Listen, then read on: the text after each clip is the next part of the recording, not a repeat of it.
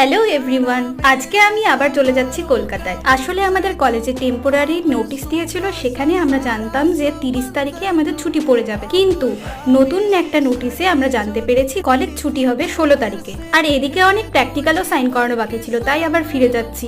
প্রথমে বাসে করে গেছিলাম কৃষ্ণনগর, তারপরে কৃষ্ণনগর থেকে আবার ট্রেনে চড়ে গেছিলাম শিয়ালদা যাওয়ার জন্য। এখানে বাইরের ভিউটা আপনাদেরকে একটু দেখিয়ে দিলাম, রাতে কিন্তু খুব সুন্দর লাগে বাইরের ভিউটা। আর এখানে বাবা আমাকে দিলখুশ কিনে দিয়েছিল, সেই দিলখুশটা খেয়ে নিলাম। আবার বাবা আবার আমাকে একটু ছোলা সিদ্ধও খাইয়েছিল। ট্রেনে কিন্তু এরকম টুকটাক খাবার খেতে আমার খুব ভালো লাগে। তারপর ট্রেন করে বজবজ লোকাল ধরে আবার বালিগঞ্জে নেমে পড়লাম। রাতের কলকাতা কিন্তু দেখতে খুবই সুন্দর লাগে। এবার আমরা অটো করে চলে আসছিলাম বাড়িতে, এরপর আবার রিক্সাও করে নিয়েছিলাম, সেটার ভিডিও করা হয়নি। এবার বাড়িতে চলে এসেছি, ফ্রিজ মুছে ফ্রিজের মধ্যে লেবু কেটে রেখে দিয়েছি, এতে ফ্রিজের বাসি গন্ধটা চলে যায়। এবার লস্যি বানিয়ে লস্যিটাও খেয়ে নিলাম। বাড়ি থেকে মা যে খাবারগুলো পাঠিয়েছিল সেগুলোকে এবার খুলে রেখে দিলাম। আজকের মিনি ব্লগটা এখানেই শেষ করছি। ভিডিওটা ভালো লাগলে আমার পাশে থাকবেন। আজকের মতো